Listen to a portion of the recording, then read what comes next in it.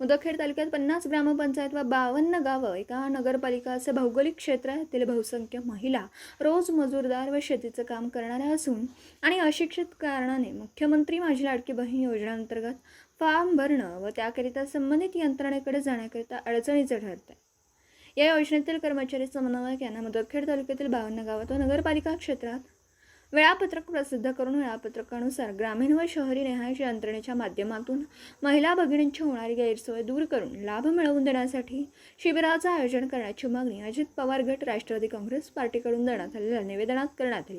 यावेळी तालुक्याचे कर्तव्यदक्ष तहसीलदार आनंद देवळगावकर यांनी शिष्टमंडळाकडून निवेदन स्वीकारले।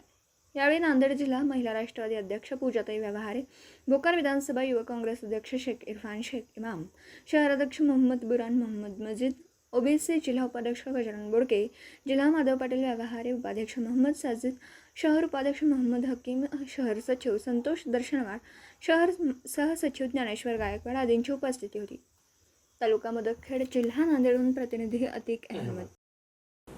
दिवसभरातील घडामोडींचा आढावा घेण्यासाठी पाहत रहा N24 मराठी न्यूज चॅनल।